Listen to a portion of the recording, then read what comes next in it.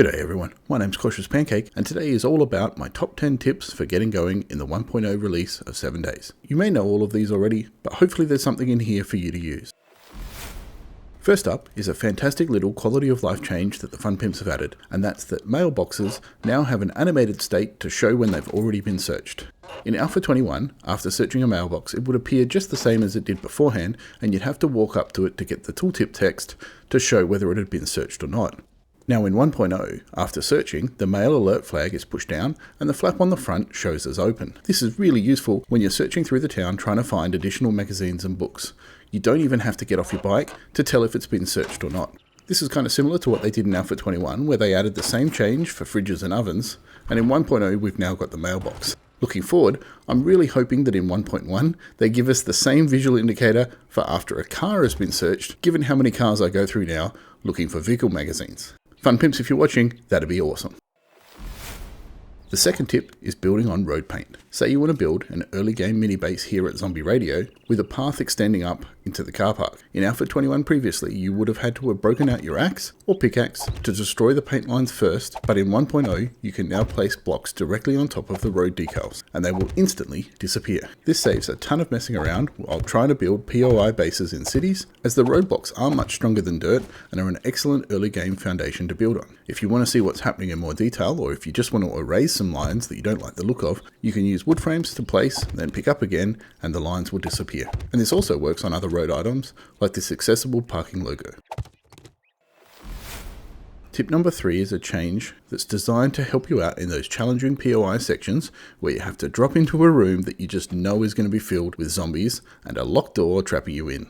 Well, the Fun Pimps have made this a little more friendly in 1.0 and have added an icon that shows you where the keys are to let you out.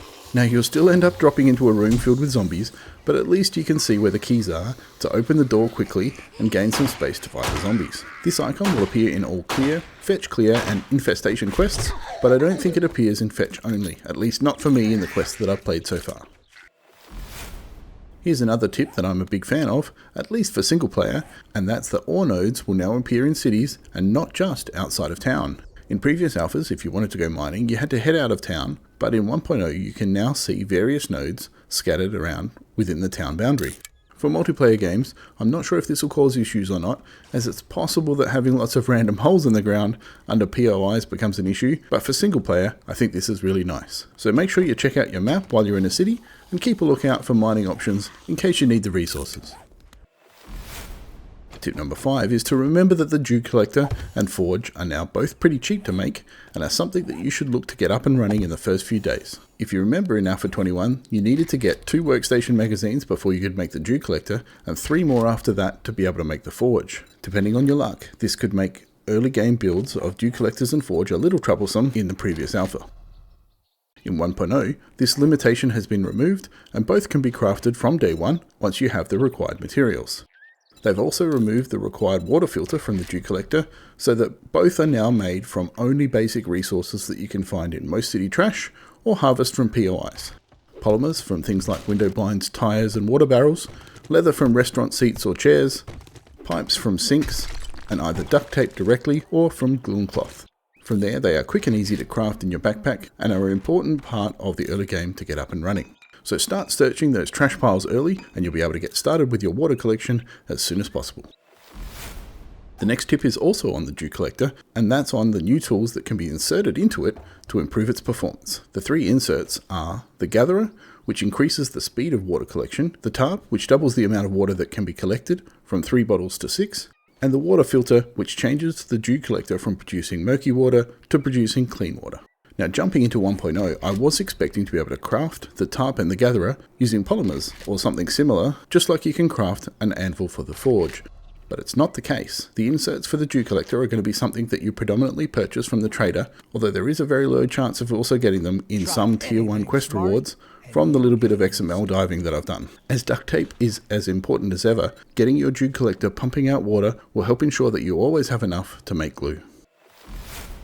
The next tip is to keep an eye out for the new radial manual item for shapes that allows you to copy both the shape and the rotation at the same time. While it's not that useful for cube shapes, it really shines when you want to quickly extend or patch something in your base or POI. and you can get the correct shape and rotation in one go. As long as I can remember that this is actually here, I think this will be a huge time saver, especially if you're trying to do some emergency repairs on Horde night. The next tip is a reminder to complete your challenges, particularly at night time. When you're done for the day and hanging out in your base after dropping off your loot, cooking and planning your next day, don't forget to open up the new challenge menu, which defaults to the Y key, and complete any green highlighted challenges by hitting W. It's a good way to get them done, grab a little extra XP, and have a look at any others that you might be able to get completed while you wait for morning. For example, you could knock off the land claim challenge and bedroll challenge on the first night, because there's usually a few items nearby that you can sneak out and grab to help finish things off. Oh, and if you've got any XP boosting items like the nerd hat, then consider putting it on before you complete the challenges for a little boost to your XP gains. The challenges all reward XP, and the XP can be increased by these items. It's not going to revolutionize your progress, but every little bit adds up.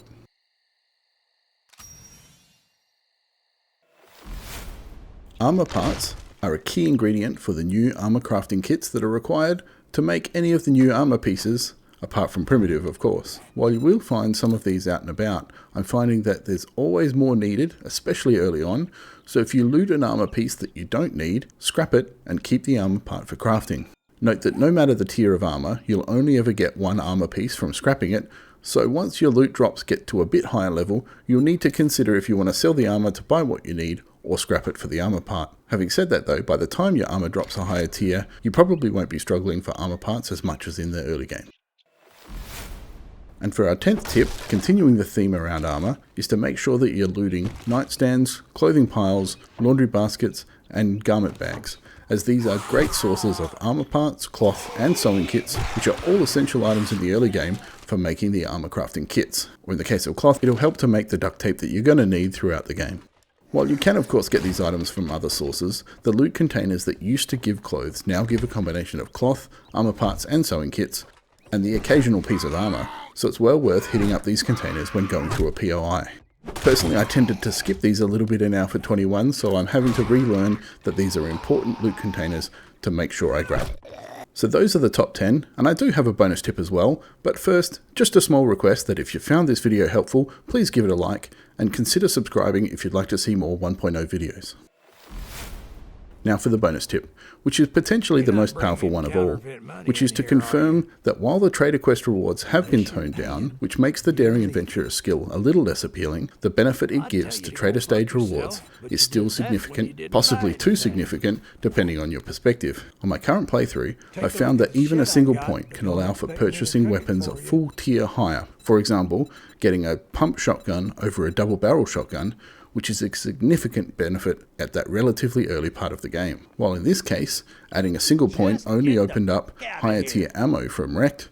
With a few more quests under the belt and a bit of a lucky restock, you will find things that are very beneficial. So my tip, consider dropping a point into Daring Adventurer somewhere relatively early along your playthrough. Well, that's all the tips. Let me say a big thank you to my awesome supporters from Patreon listed here. A thanks to you for watching this video, and if you want to see my thoughts on the armor changes for 1.0, please check out this video next.